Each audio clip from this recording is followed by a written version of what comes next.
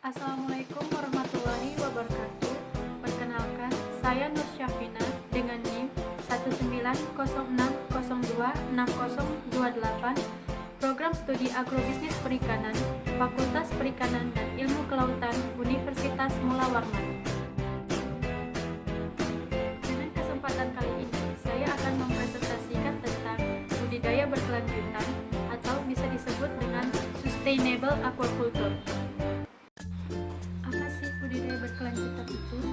Budidaya merupakan kegiatan terencana pemeliharaan sumber daya hayati yang dilakukan pada suatu area lahan untuk diambil manfaat atau hasil panennya. Tetapi, ada juga pendapat lain mengatakan, pengertian budidaya adalah suatu usaha yang tersusun secara terencana untuk memelihara dan mengembangbiakan suatu tanaman atau hewan. Bagaimana memenuhi kebutuhan pangan yang kian meningkat di tengah permasalahan penurunan kualitas sumber daya alam dan lingkungan global? Perubahan iklim dalam hal ini fenomena pemanasan global atau global warming dan berbagai masalah lingkungan saat ini telah berdampak langsung terhadap penurunan dampak ekologis atau ecological footprint secara signifikan, termasuk di dalamnya fenomena permasalahan yang dihadapi aquaculture. Kondisi ini sudah barangkali tentu akan berpengaruh besar terhadap perwujudan ketahanan pangan masyarakat global atau global food security, yang justru ke depan akan semakin bergantung pada sumber gizi ikan.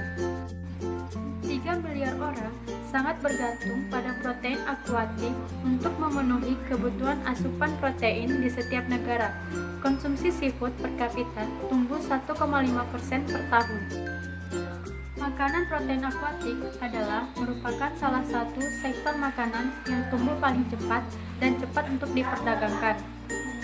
Sumber protein sangat penting bagi miliaran orang, di mana penangkapan serta budidaya ikan dari sungai, danau, bahkan laut, keduanya berkontribusi setengah dari pasokan makanan laut global.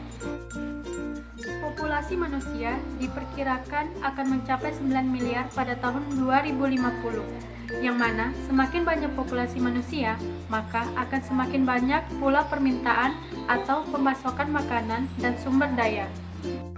Nah, maka dari itu perlu diadakannya upaya peningkatan berkelanjutan sumber daya hayati perikanan untuk memenuhi pasokan protein akuatik dunia. Sungai, danau, bahkan laut akan terus-menerus menyediakan sumber protein akuatik yang sangat penting. Bagaimana sih cara supaya kita dapat terus-menerus memenuhi kebutuhan akan protein akuatik?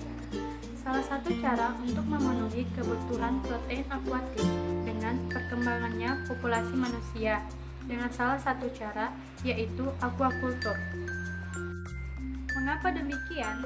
Karena aquaculture merupakan suatu kegiatan yang meliputi pembesaran, pembenihan, dan pemanenan tumbuhan dan hewan akuatik seperti ikan, krustase, rumput laut, dan kerang yang terkontrol. Dan apabila dilakukan secara berkelanjutan, maka akan memenuhi permintaan sumber daya akuatik di lingkungan. Center of Environment, Fisheries and Aquaculture Science atau biasa disebut dengan CEFAS.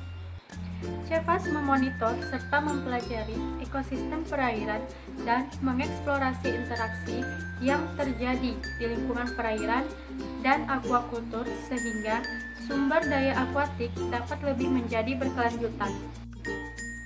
CEFAS juga menyarankan pemerintah dalam negeri atau luar negeri untuk mendorong hubungan yang berkelanjutan antara manusia dengan air, yang mana contohnya adalah termasuk cara-cara baru untuk memproduksi protein dari aquaculture yang secara signifikan dapat mengurangi jumlah ruang laut yang dibutuhkan. Adapun tantangan atau kendala dalam aquaculture, adanya penyakit-penyakit yang berpotensi dapat menyebar dengan cepat, yang menyebabkan terjadinya kerugian ekonomi dan merusak rantai pasokan. Dengan meminimalkan tantangan atau kendala dalam penyakit aquaculture ini, dapat membawa kita lebih dekat untuk mewujudkan produksi sumber daya akuatik yang berkelanjutan dari sektor ini. dampak penyakit. Karena kurangnya data dan penelitian, skala saat ini diperkirakan penyakit pada aquaculture global diperkirakan besar, tetapi tidak diakui. Sangat penting bagi pemerintah, industri, dan akademis bekerja sama untuk menentukan mana yang berpengaruh. Jadi, aquaculture merupakan gambaran nyata masa depan untuk produksi sumber daya akuatik yang berkelanjutan dan dapat memberi dampak yang besar bagi manusia dan lingkungan. Sekian dari presentasi saya. Wassalamualaikum warahmatullahi wabarakatuh.